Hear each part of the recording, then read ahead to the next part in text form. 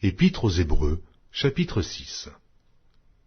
C'est pourquoi, laissant les éléments de la parole de Christ, tendons à ce qui est parfait, sans poser de nouveau le fondement du renoncement aux œuvres mortes, de la foi en Dieu, de la doctrine des baptêmes, de l'imposition des mains, de la résurrection des morts et du jugement éternel. C'est ce que nous ferons, si Dieu le permet.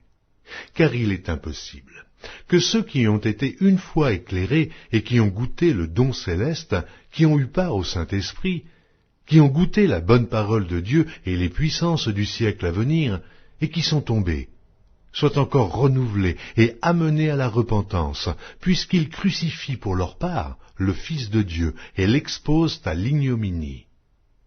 Lorsqu'une terre est abreuvée par la pluie qui tombe souvent sur elle, et qu'elle produit une herbe utile à ceux pour qui elle est cultivée, elle participe à la bénédiction de Dieu. Mais si elle produit des épines et des chardons, elle est réprouvée et près d'être maudite, et on finit par y mettre le feu. Quoique nous parlions ainsi, bien-aimés, nous attendons, pour ce qui vous concerne, des choses meilleures et favorables au salut. Car Dieu n'est pas injuste pour oublier votre travail et l'amour que vous avez montré pour son nom, ayant rendu et rendant encore des services aux saints. Nous désirons que chacun de vous montre le même zèle pour conserver jusqu'à la fin une pleine espérance, en sorte que vous ne vous relâchiez point, et que vous imitiez ceux qui, par la foi et la persévérance, héritent des promesses.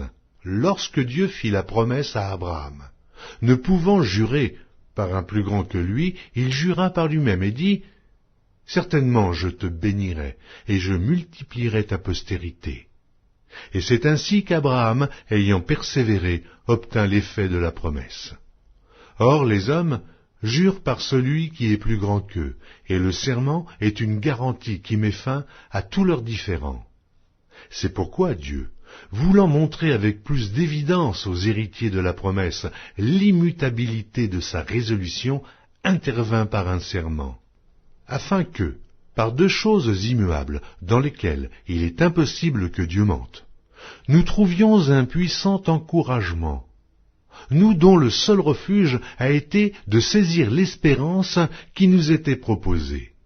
Cette espérance, nous la possédons, comme une ancre de l'âme, sûre et solide. Elle pénètre au-delà du voile, là où Jésus est entré, pour nous, comme précurseur, ayant été fait souverain sacrificateur pour toujours, selon l'ordre de Melchisédek.